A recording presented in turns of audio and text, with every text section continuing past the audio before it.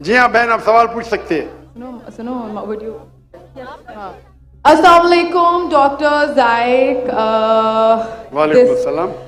आपका नाम और आपका पेशा? My name is Yashma Asad Gill and I am an actress. आपका नाम क्या है? यशमा असद गिल। यशमा सरगिल। यशमा असद गिल। जी हाँ। Okay, I know the time is limited, but I really want to address your contribution in my journey. There was a time when I had fallen into the trap of atheism back in the days when I was doing my bachelor's, but Alhamdulillah, it was your videos and your lectures that brought me back to my religion and brought my spirituality back to me and my faith back to me. So Alhamdulillah for that, and thank you for coming to my country and especially my city. You've been a mentor and you are my, I'm literally shaking right now, I'm so sorry. Okay, so the question is, pardon me if I say anything wrong because my knowledge is limited, but at the time when I was doing my research and I came across your lectures, there was everything else that I could understand, but one question still remains, which is that this concept of predestination, and then there is this one concept of us human beings and Jannat having free will, right? तो अगर सब कुछ पहले से लिख दिया गया है, अब कुछ अगर सब कुछ predestined है, तो जो concept है कि अगर एक चोर कहीं पे चोरी करता है, तो वो तो पहले से नहीं लिख दिया गया था, उसको उसकी accountability क्या है उसमें free will के हिसाब से? बहन ने एक अहम सवाल पूछा है और वो कहती है कि पहले वो एक्ट्रेस थी और वो एथियज्म के जाल में फंस गई थी और मेरे कैसेट सुनने के बाद अल्हम्दुलिल्लाह वो वापस दीन की तरफ रुजू की और अल्लाह सुब्हानहू व तआला ने हिदायत दी। उनका मेन सवाल है कि कदर के बारे में।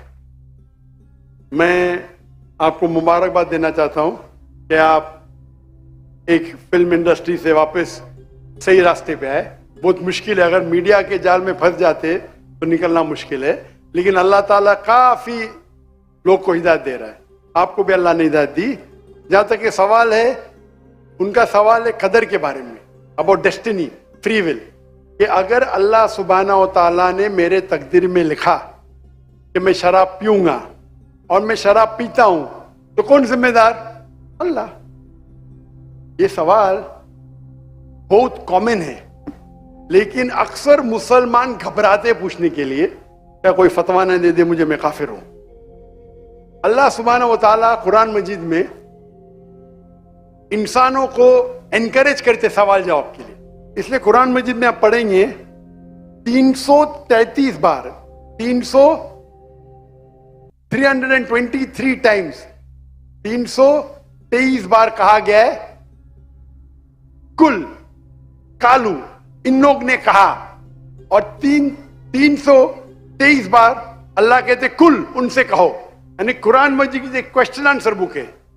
323 टाइम्स पूछा गया कि ये क्या सवाल है, अल्लाह बोलता है कुल, कहो कुल। उनने पूछा अल्लाह कौन है, कुल वल्लाहु अहद। तो ये कुल जो है, सवाल करना कोई बुरी बात नहीं, लेकिन ये सवाल बहुत कॉमन है कि हम तकदीर में मानते हैं, ये हमारा ईमान है। तो अल्लाह ताला अगर तकदीर में लिखा कि मैं मर्डर करूंगा, मैं किसका कत्ल करूंगा और मैं कत्ल करता हूं, तो कौन जिम्मेदार? अल्लाह। नऊज़ुबिल्लाह।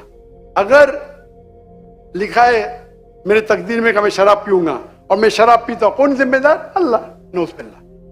इसका जवाब यह है कि हमें समझना चाहिए तकदीर की क्या मानी है। और ये सवाल जब मैं दावती मैदान में तकरीबन 35 साल पहले शुरू किया, तो ये सवाल मुझे भी बहुत परेशान कर, किसने पूछा नहीं मुझे, अल्लाह की मदद है, अल्लाह की मदद है, जवाब मिलने के बाद ही लोग पूछते हैं।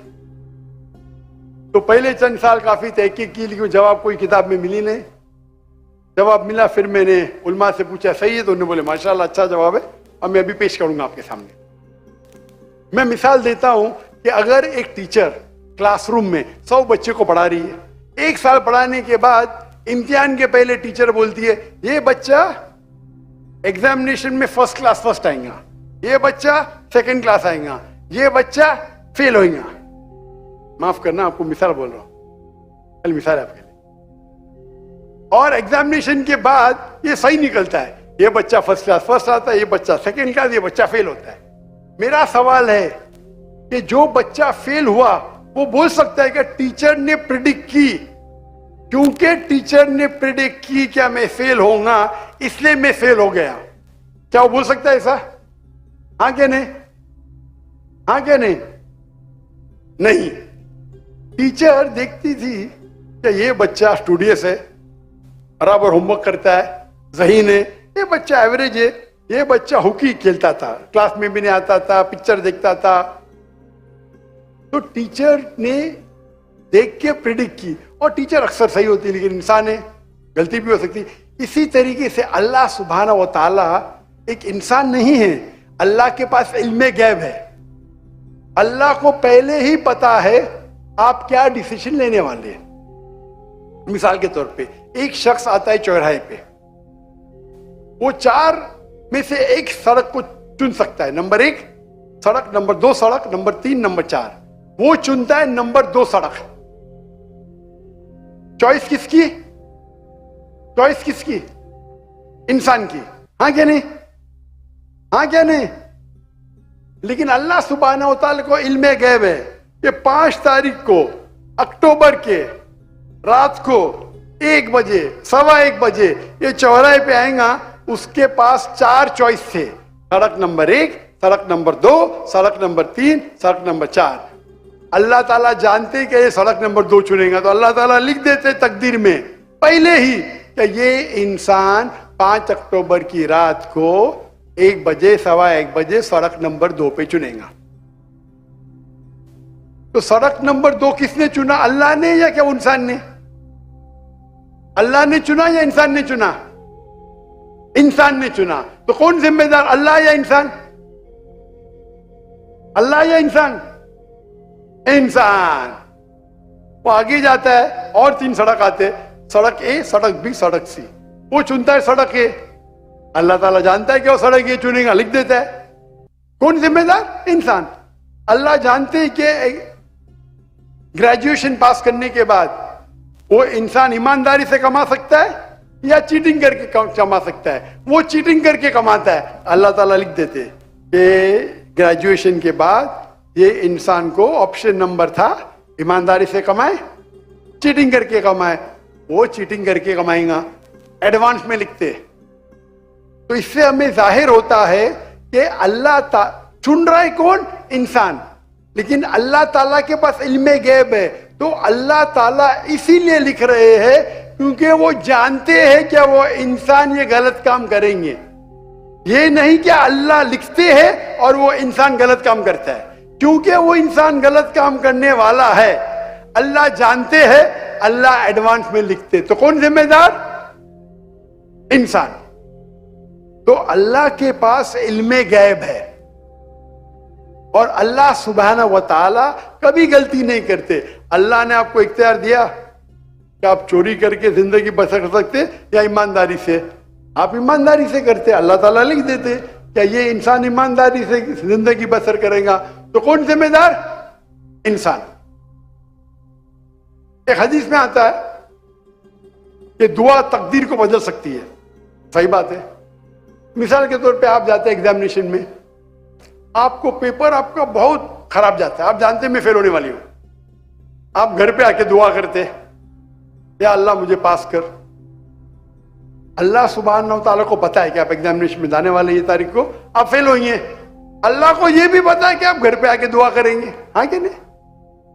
अल्लाह को यह भी पता है कि अल्लाह दुआ कबूल करेंगे कि नहीं। अल्लाह दुआ कबूल कर लेता है। तो तकदीर में लिखा है ये लड़की एग्जामिनेशन में जाती है, फेल होने वाली थी, घर पे आके दुआ करती है, अल्लाह ताला दुआ कबूल कर लेता है, उसे पास कर लेता है। तो हमें पता नहीं कि क्या होगा, तो दुआ करना अच्छी बात है। इसीलिए अल्लामा इकबाल फरमाते खुदी को कर इतना बुलंद कि हर तकदीर के पहले खुदा बंदे से खुद पूछे तेरी रजा क्या है। सुभान अल्लाह। तो तकदीर का मतलब अल्लाह सुब्हाना व ताला ने आपको इख्तियार दिया है। 100% नहीं, 95%, 90। मैं चाहता हूं मैं दुनिया को तबाह कर दूं, अल्लाह ताला नहीं करेगा। लेकिन अल्लाह आपकी चॉइस आपके ऊपर छोड़ा है। आपको हिदायत दी कुरान में और हदीस में, आप फॉलो करो नहीं करो आपके ऊपर है, आपके ऊपर फ्री विल है। लेकिन अगर आप कोई गलती करते आप जिम्मेदार, आप कोई अच्छाई करते आप जिम्मेदार। तो इसीलिए तकदीर के बारे में अल्लाह को इल्म गैब है। तो जो भी गलत काम करते हैं आप करते हैं, अल्लाह ताला आपसे नहीं करवाता। तो ये अगर आप समझ लेंगे तो इंशाअल्लाह आप कुरान मजीद की जो तालीमात पे अमल करेंगे और इंशाअल्लाह आप जन्नत में जाएंगे। Hope that answers the question. जज़ाकल्लाह। एक हमारे नॉन मुस्लिम भाई हैं, वो सवाल पूछना चाह रहे हैं। जी, अपना नाम